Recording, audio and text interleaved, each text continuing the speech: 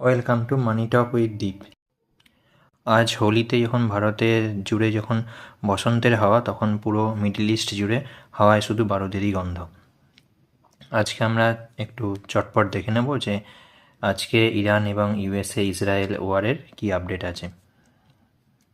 আচ্ছা, একটা নতুন খবর পাওয়া যাচ্ছে, একটা ব্রেকিং নিউজ পাওয়া যাচ্ছে যে কিম জং উন, যিনি নর্থ কোরিয়ার প্রেসিডেন্ট, উনি সরাসরি ইরানকে সাপোর্ট করেছেন। বলেছেন ইরান যদি চায় তো নর্থ কোরিয়া মিসাইল প্রোভাইড করতে পারে, যে মিসাইলের একটাই একমাত্র ইসরায়েলকে মুছে ফেলার জন্য এনাফ হবে।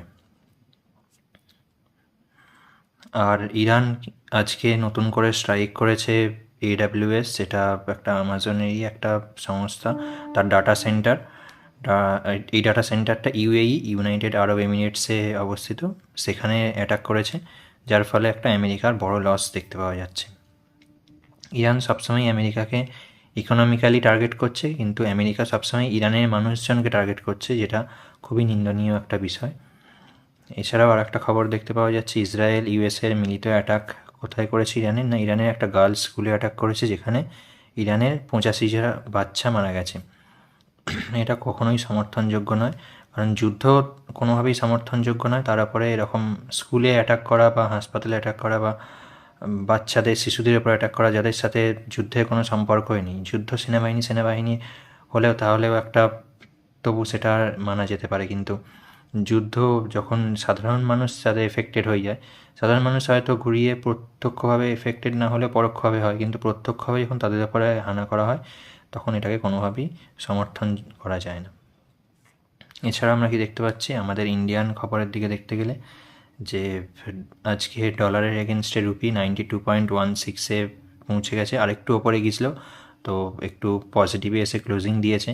এটা মনে করা হচ্ছে প্রায় 100-র কাছাকাছি যদি পৌঁছে যায় এই যুদ্ধের আবহে, এবং ক্রুড অয়েলের দাম আমরা দেখছি উত্তরোত্তর বাড়তেই থাকছে। ক্রুড অয়েল যদি 100-র কাছাকাছি পৌঁছে যায়, তাহলে আমাদের যে মার্কেটে একটা বড় রকমের ধস আসতে চলেছে, যার ফলে আমাদের যে জিডিপি, ভারতীয় জিডিপিতেও একটা বড় রকমের ধস আসতে চলেছে। তো ওই ক্রুড অয়েল এর কী প্রাইস থাকে এবং আমাদের ইন্ডিয়ান রুপির কী প্রাইস থাকে, সেদিকে আমাদের নজরে রাখতে হবে। এছাড়াও আর একটা খবর পাওয়া গেছে আজকে, সাউথ কোরিয়ার যে মার্কেট, সেই মার্কেট 12% ফল করেছে। অনেকবার সার্কিট লেগেছে, অনেকবার মার্কেট স্টপও করতে হয়েছে, কিন্তু এত বড় একটা ফল এখানে দেখা গেছে কারণ এদের কোনো রকম কোনো ক্রুডই এদের দেশ থেকে পাওয়া যায় না, এরা পুরোটাই ইম্পোর্ট করে আনে, এবং ম্যাক্সিমামটাই আসে হরমুজ প্রণালী দিয়ে। এবার হরমুজ প্রণালী তো ইরান বন্ধ করে রেখেছে, ওখান দিয়ে 10টা জাহাজ পাস করতে গেছিলো, সেই জাহাজের উপরেও অ্যাটাক হয়েছে, যার ফলে সাউথ কোরিয়ার যে মার্কেট, সেই মার্কেটে একটা বড় রকমের ফল দেখা গেছে, কারণ ওদের পুরোপুরি ওরা মিডল ইস্টের ওই দেশগুলো থেকেই ওরা তেলের ওপর নির্ভরশীল, পুরোপুরি ওই দেশগুলোর ওপরই নির্ভরশীল। ওখান থেকে তেল আসা বন্ধ হয়ে গেলে ওদের এনার্জি সাপ্লাই একটা বড় রকমের ঘাটতি দেখা যাবে, যার ফলে এআই বা ডাটা সেন্টার এইসব রিলেটেড যেসব মেশিনারি বা যেসব সেক্টরগুলো চলে ওদের ওখানে, তাতে আমরা জানি প্রচুর পরিমাণে এনার্জির ডিম্যান্ড থাকে। তো সেই এনার্জির ডিম্যান্ডেও হয়তো একটা ঘাটতি দেখা যেতে পারে, যার জন্য আজকে ওদের সাউথ কোরিয়ার মার্কেটে একটা বড় ফল দেখতে পাওয়া গেছে। এবার আমরা একটু আমাদের ইন্ডিয়ান মার্কেটের দিকে দেখে নেব কী অবস্থায় আছে। আচ্ছা, যদি সেক্টর ওয়াইজ দেখতে যাই, তো সব সেক্টরই আজকে নেগেটিভে ক্লোজিং দিয়েছে।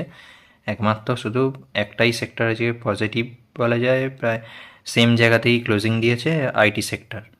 আজ অন্তত নেগেটিভে ক্লোজিং দেয়নি, বাকি সব সেক্টরে নেগেটিভে ক্লোজিং দিয়েছে। গোল্ডের দাম যতটা ওপরে গিয়েছিল তার থেকে একটু নেমে $5,133 আছে, 0.87%, তাও পজিটিভে উঠেছে, এর থেকে আরেকটু নিচে নেমেছিল। ইথেরিয়াম $2100 কাছাকাছি চলছে, বিটকয়েন $70,000 ওপরে চলে গেছে, $73,000 কাছাকাছি চলছে, প্রায় 7.5%-এর কাছাকাছি পজিটিভ আছে। চাইনিজ মার্কেট -2%-এ ক্লোজিং দিয়েছে, জাপানের মার্কেট 1.71% পজিটিভে আছে, ন্যাসড্যাক প্রায় 1.5%-এর মতো পজিটিভে আছে, এবং ডাউ জোন্স 0.5%-এর মতো পজিটিভে আছে। ক্রুড অয়েলের দাম একটু পড়েছে, $81 কাছাকাছি এসছে, প্রায় $85 কাছাকাছি পৌঁছে গেছিলো। এটা যত ওপরের দিকে বাড়তে থাকবে, 85 থেকেও কোনো এক্সপার্ট প্রেডিকশান দিচ্ছিলেন যে 95 বা 100 হয়ে যেতে পারে।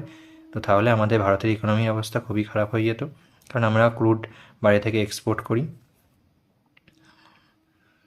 বাইরে থেকে আমাদের কিনে আনতে হয়। তো যার ফলে কী হয়, আমাদের যে ডলার দিয়ে কিনতে হয়, ডলারের এগেনস্টে আমাদের রুপির দাম নামছে, যার ফলে আমাদের অনেক বেশিটা টাকা খরচা হতো ওখানে। আজকে আমাদের মার্কেটের তো অবস্থা খুবই খারাপ, দেখতেই পাচ্ছেন সবই প্রায় নেগেটিভে ক্লোজিং হয়েছে।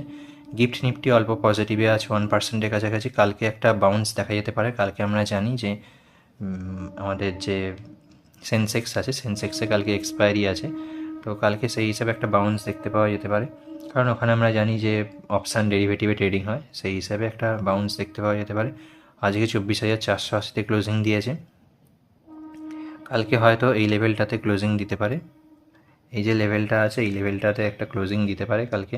এই লেভেলের মধ্যেই থাকবে 25,350 থেকে 24,600, এই লেভেলটার মধ্যে মার্কেট থাকতে পারে কালকে। কালকে একটু বাউন্স ব্যাকের সম্ভাবনা আছে, কিন্তু অল ওভার আমরা যখন ওয়ার্ল্ডের পুরো ইকোনমি দেখতে যদি যাই, তো অল ওভার ওয়ার্ল্ডের ইকোনমিতে কিন্তু কোনো রকম কোনো পজিটিভ নিউজ এখনও পর্যন্ত পাওয়া যাচ্ছে না।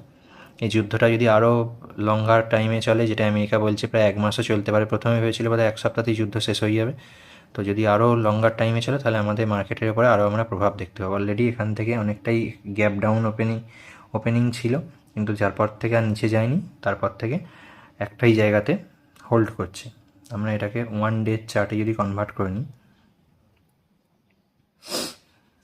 তাহলে আমরা দেখতে পাবো যে আমাদের এখানে আজকের যে ফলটা হয়তো এর থেকে আরও বেশিও হতে পারতো, কিন্তু যতটা যে জায়গা থেকে আমাদের ওপেনিং হয়েছিল তার থেকে ওপরেই ক্লোজিং দিয়েছে।